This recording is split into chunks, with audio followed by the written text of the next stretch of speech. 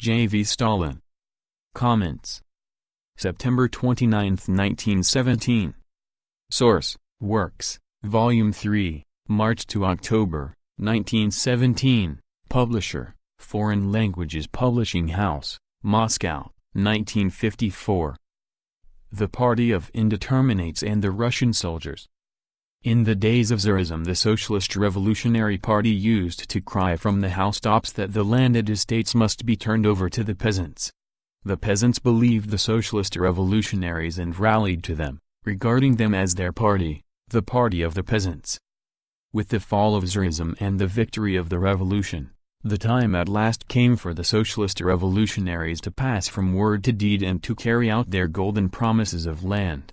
But, that famous but, the socialist revolutionaries vacillated and stammeringly suggested to the peasants that they put off the land question until the meeting of the Constituent Assembly, the convocation of which, moreover, was postponed.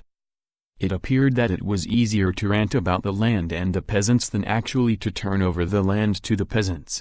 It appeared that the socialist revolutionaries had only professed to commiserate with the peasants, and that when the time came to pass from word to deed, they preferred to back out and hide behind the Constituent Assembly. The peasants retorted to this with a powerful agrarian movement, unauthorized seizure of landed estates and appropriation of farm stock and implements, thereby expressing their lack of confidence in the socialist revolutionaries' policy of temporizing. The socialist revolutionary ministers were not slow to retaliate, and they arrested scores and hundreds of peasants, members of the land committees. And so we got a picture of socialist revolutionary ministers arresting socialist revolutionary peasants for carrying out socialist revolutionary promises. The upshot is the complete disintegration of the Socialist Revolutionary Party, a disintegration most vividly manifested in the voting in the pre-parliament, when the left socialist revolutionaries came out for, and the right socialist revolutionaries against, the immediate transfer of the land to the peasants, while Kornilov, that hamlet of the party, and the center judiciously abstained from voting.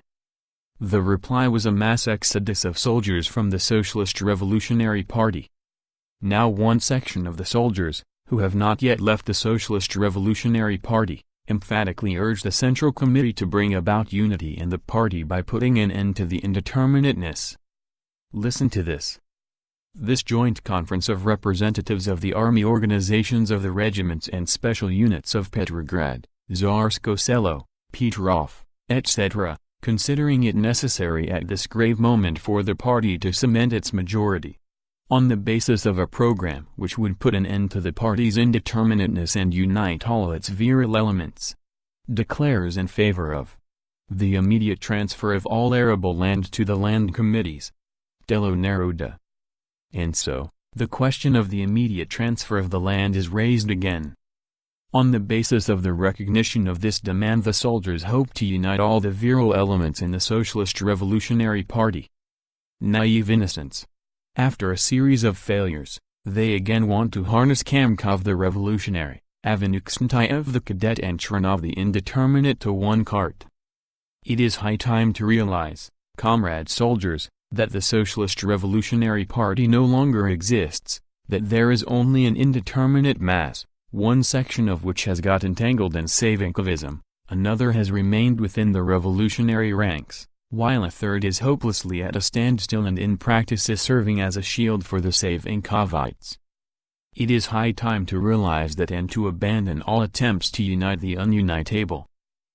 Conspirators in power. Burtsev writes today in his newspaper, Obshtye Delo, see footnote 1. It may now be quite confidently affirmed that there was no Kornilov conspiracy.